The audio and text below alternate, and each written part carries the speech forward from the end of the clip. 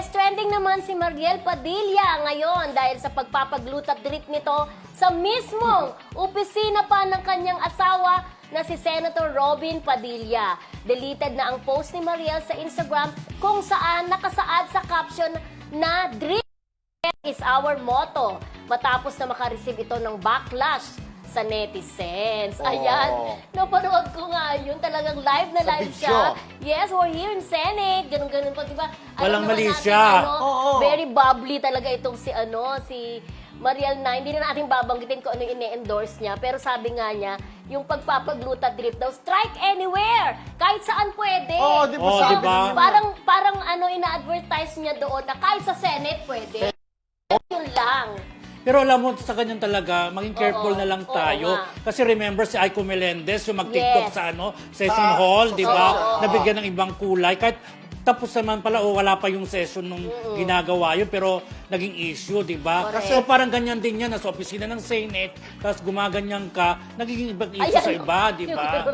Oh. Pero di ba parang sabi... At ayun pa si Robin, di ba? Respeto Oo. naman. Bakit dito pa sa Senate? Pero ang ginawa niya, nakikinig naman siya sa netizens. Na yung kanyang pagbiglo pa. Tama naman si Kuya Roldan, parang sana bago din i-post talaga. Carefully talaga, click, di ba? I think Click. before you click, Correct. ganon. Oo, kasi friendship, ano yan hindi basta-bastang tao si Senator Robin Yes. kasi sa kanyang opisina. Kasi iba yung showbiz, iba yung politika. Sa kanya magre-reflect yan Oo.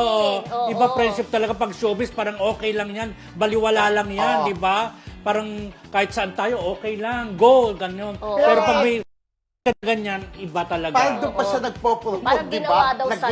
Naggilamit. Parang ginawa daw salon yung Senate. Yun. Parang ginamit Diba? pa. Parang respect naman, gaya ngayon kay Aika, di ba? Respect naman sa session hall, di ba? Oo. Parang At ganun dinala pa dito. talaga yung sabitan ng dextrose, ha? Hindi, parang... Pero character din si Mariel, Oo. ano? Pero parang pinopromote niya yung kanyang yung product na yun, di Oo. ba? Hindi natin babanggitin. Sabi nga, strike anywhere. Kahit Oo. saan, pwede na masabi niya. Oo. Baka nga may isip niya, pag nagsimba siya, nagkaganon-ganon din siya. Ay, Hindi naman na yun, di ba? Hindi naman si Mariel. di ba? Oo. Pero feeling ko wala sa malisya niya, wala sa utak niya talaga friendship na ganyan ang maging reaction Reaction. talaga. Magkakaroon ng violent reaction sa Pero, ginawa niya. siguro dapat naisip niya na rin yung una. Siguro hindi siya aware na may nangyaring ganyan kay Aiko, di ba? Hindi niya alam. Kaya pa, it's like anywhere. Si Aiko, di ba yung nag-TikTok sa Oo. Parang ikaw, di ba nagaganyan ka rin dati? Oo, pero hindi Maputi? sa Senate. Doon sa mismong clinic, salon, di ba?